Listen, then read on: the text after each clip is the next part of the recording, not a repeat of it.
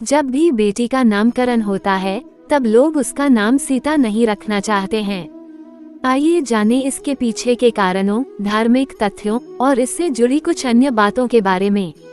Video शुरू करने से पहले आप हमारे चैनल को सब्सक्राइब जरूर कर लें। जब हम किसी शादीशुदा जोड़े को खुश देखते हैं तो मन में यही आता है कि इनकी जोड़ी सीता राम जैसी है। यही नहीं, बड़ों से आशीर्वाद भी यही मिलता है कि जोड़ी राम सीता की तरह बनी रहे। लेकिन फिर भी लोग जब बेटी का नाम रखते हैं तो सीता नहीं रखना चाहते हैं। आखिर ऐसा क्यों माना जाता है और इसके पीछे का तर्क क्या है? इस बात का सही जवाब जानने के लिए इस वीडियो को पूरा जरूर देखें। आइए जानें कि आखिर क्यों सीता नाम रखना बेटियों के लिए अच्छा नहीं माना जाता है। यदि हम पौराणिक कथाओं की बात करें तो माता सीता की उत्पत्ति भूमि से हुई थी। उनके जन्म की कथा के अनुसार जब एक बार मिथिला राज्य में अकाल पड़ गया, उस समय राजा जनक ने यज्ञ का आयोजन किया जिससे वर्षा हो और कष्ट दूर हो। उसके बाद राजा जनक अपने हाथों से हल लेकर खेत में गए और जोतने लगे। उस समय हल वहीं जमीन पर अटक गया और उसमें एक कलश मिला जिसमें माता सीता थी।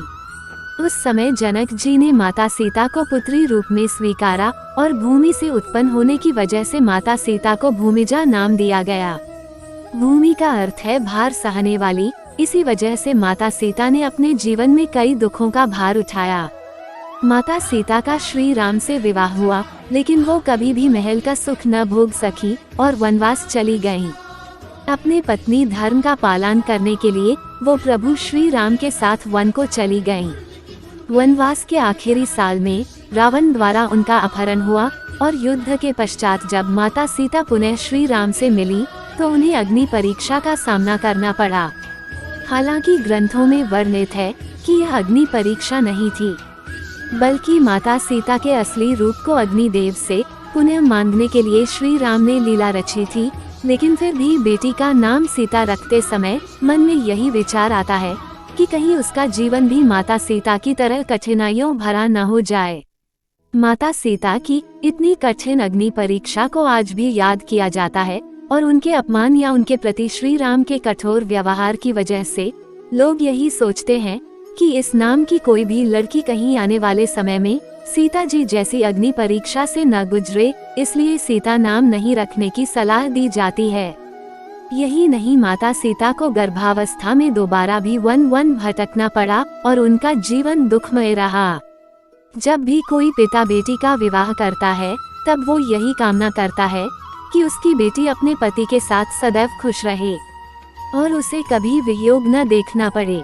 इसी कामना के साथ वो अपनी बेटी का हाथ वर को सौंपता है।